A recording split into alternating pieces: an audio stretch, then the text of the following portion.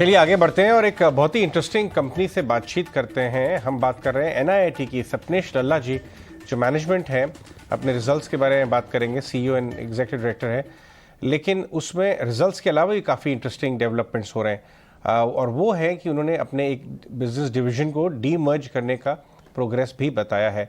Sapnesh ji, good afternoon, thank you very much जानने के लिए, हमारे साथ बात करने के लिए।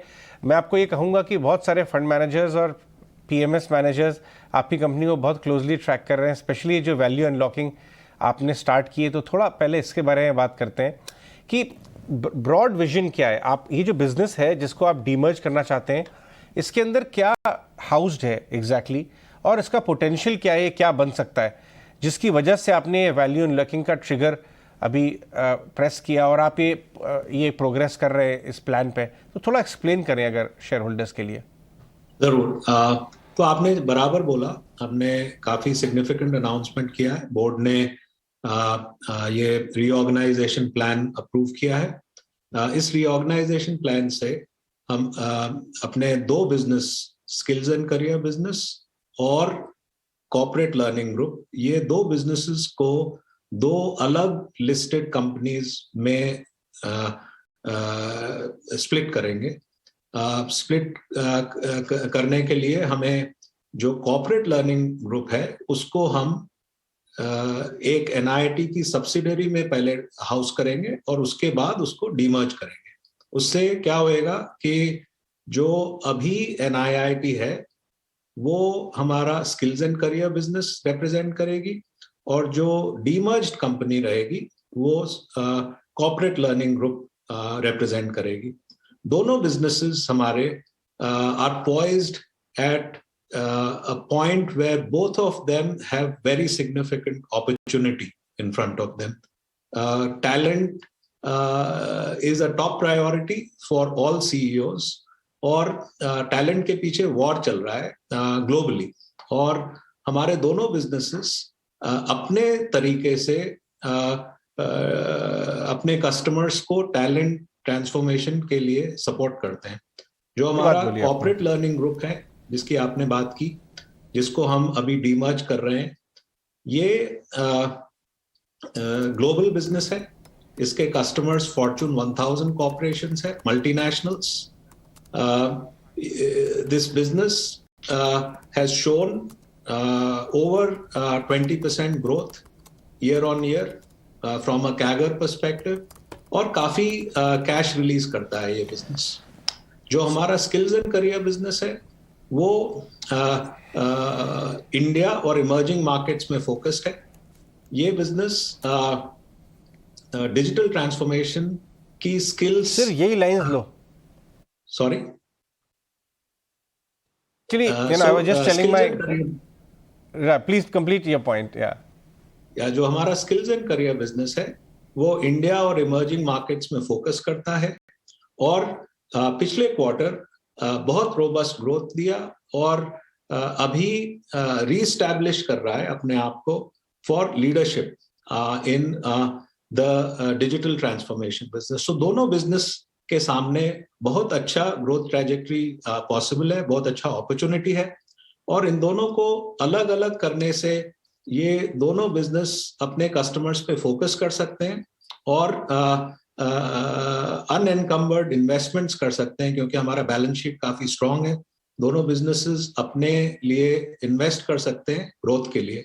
आपने पूछा कि सीएलजी का क्या प्रोस्पेक्ट्स है। अभी ये बिजनेस तकरीबन $150 मिलियन का है। अगले 5 साल में ये बिजनेस 400 मिलियन से ऊपर हो सकता है सिर्फ ऑर्गेनिक ग्रोथ में। जो एसएनसी बिजनेस है वो अभी तकरीबन 240-250 करोड़ का एनुअल बिजनेस है। ये बिजनेस 5 गुना हो सकता है अगले 5 साल में। तो दोनों बिजनेसेस के लिए बहुत बड़ा ग्रोथ अपॉर्चुनिटी है और ये ग्रोथ अपॉर्चुनिटी परसू करने के लिए दोनों को इंडिपेंडेंट बनाना सबसे अच्छा राउट लगा हमारे बोर्ड को। इसलिए बोर्ड ने रेकमेंड किया कि दोनों बिजनेसेस को इंडिपेंडेंट किया जाए जैसे कि वो अपना ग्रोथ ट्रैजेक्टरी परसू कर सके। बहुत अच्छा आपने एक्सप्लेन किया।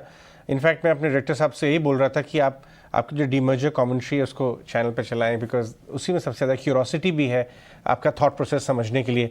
तो अब ये दोनों डिफरेंट बिजनेसेस हो जाएंगे, डिफरेंट टीम्स लेड। दोनों बिजनेस के पीछे काफ़ी टेलविंड है, जैसा आपने बताया कि हर सेक्टर में इस समय क्वालिटी टैलेंट बहुत ही कम है, तभी वेज हाइक्स बहुत हाई हो रहे हैं। ये समझना चाहेंगे कि जो ग्रोथ आपने बताई है, CLG बिजनेस 500 मिलियन का आपने 4 साल में गाइडेंस दिया है, skilling business 5x in 5 years, 4 years, right, 400 million in. So मैं ये समझना चाहता हूँ कि ये ग्रोथ में आपको पार्टनर्स भी लगेंगे क्या?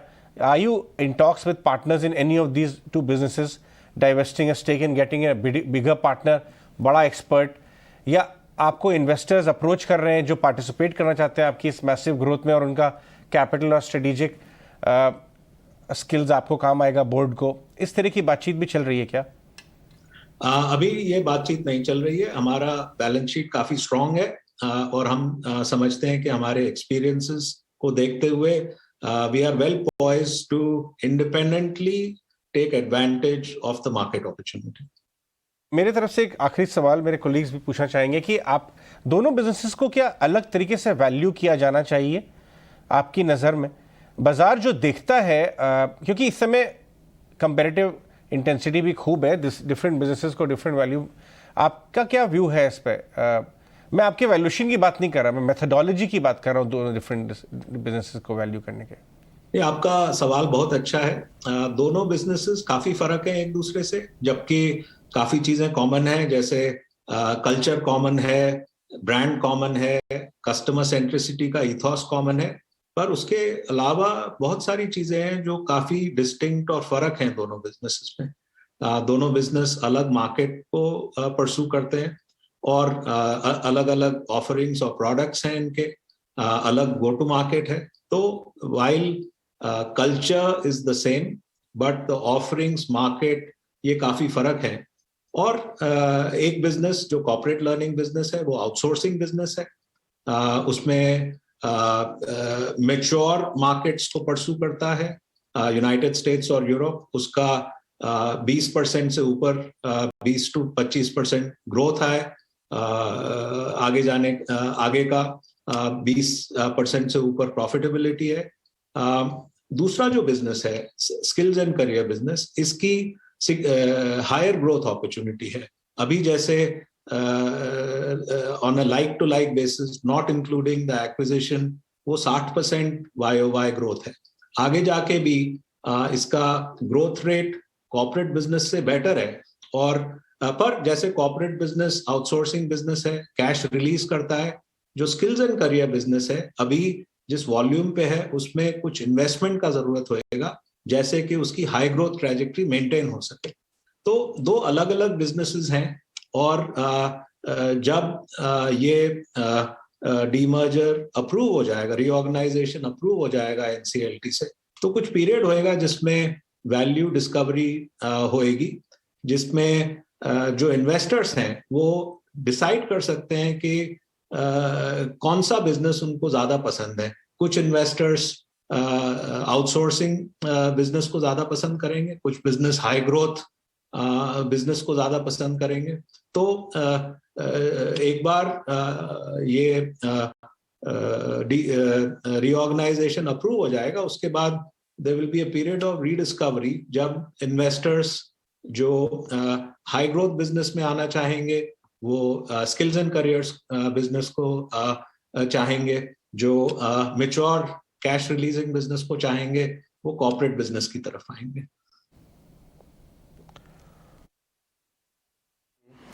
सपने सर, जो मैं आपसे क्वेश्चन पूछने वाला था एक्चुअली उसका आधा जवाब तो आपने दे ही दिया। और जब आप पढ़ रहा था आपका ना स्किल्स एंड करियर वाला बिजनेस, तो मेरे को बड़ी हैरानी हुई कि आप इंडिया के साथ साथ चाइना में भी स्किल्स देते हैं। ये बड़े इंटरेस्टिंग है। एक तो मेरे को कंफर्म कर दीजिए, वास्तव में आप देते हैं ना चाइना में भी स्किल्स? एक तो ये चीज सर। दूसरा, अभी आप बता रहे थे कि कॉर्पोरेट लर्निंग का अमेरिका, एशिया और यूरोप जैसे बड़े बड़े कॉन्टिनेंट्स में, बड़ी बड़ी कंट्रीज में आप दे रहे हैं, इसमें कितनी ग्रोथ है? क्योंकि अभी आपने जो स्किल्स एंड करियर का बताया, इसमें तो आप बता रहे हैं फैंटास्टिक ग्रोथ मिल सकती है। ये कॉर्पोरेट लर्निंग में आपका अपना असेसमेंट क्या कहता है, कितनी अच्छी ग्रोथ मिल सकती है इस डिवीजन में सर? अभी जैसे Q3 में कॉर्पोरेट बिजनेस में 36% ईयर ऑन ईयर ग्रोथ आया है, और 9% क्वार्टर ऑन क्वार्टर ग्रोथ आया है। तो पिछले 3 या 4 क्वार्टर से हमारा बहुत अच्छा ग्रोथ ट्रैजेक्टरी चल रहा है कॉर्पोरेट बिजनेस में। लॉन्ग टर्म बेसिस पे ये ग्रोथ ट्रैजेक्टरी 20% के आसपास रहेगी। हमारा यकीन है अगले 2-3-4 साल में ये ग्रोथ ट्रैजेक्टरी तकरीबन 20% CAGR पे स्टेबलाइज हो सकती है। आपका दूसरा सवाल था कि क्या हम चाइना में ट्रेनिंग करते हैं? जी बिल्कुल, हम चाइना में भी ट्रेनिंग करते हैं, IT एजुकेशन करते हैं काफी इंस्टीट्यूशंस के कोलैबोरेशन में।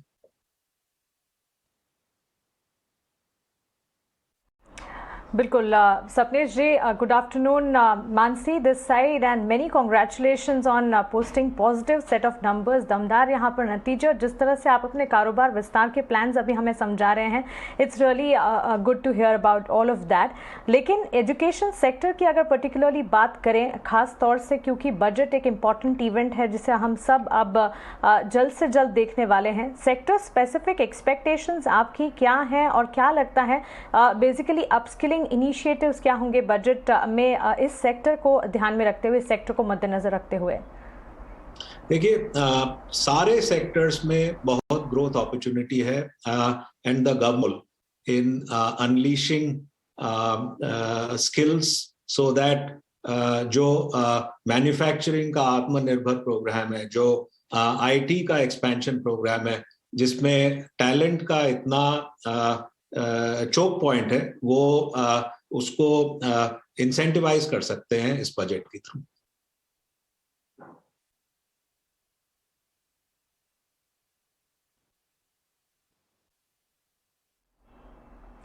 बिल्कुल सपनेश जी, शुक्रिया ये तमाम जानकारी के लिए, सवालों के जवाब देने के लिए, हमारे साथ जुड़ने के लिए, और आने वाले क्वार्टर्स के लिए आपको ढेर सारी शुभकामनाएं। तो यहाँ पर NIT लिमिटेड के मैनेजमेंट के साथ विस्तार से हम बातचीत कर रहे थे, उनके नतीजे और साथ ही आगे चलकर कारोबार विस्तार के प्लान्स को लेकर। हाईलाइट्स की अगर बात करें, Q3 रेवेन्यूज जो है 51% का अपटिक यहाँ पर देखने को मिल चुका है। सालाना आधार पर बढ़ोतरी यहाँ पर कंपनी के आय के फ्रंट पर, मार्जिन में भी 18.6% से 21.6% पर बढ़ोतरी देखने को मिली है, और कामकाजी मुनाफा जो है वो तो 76% तक बढ़ता हुआ दिखा है। चलिए आगे बढ़ते हैं और हमारे साथ हमारे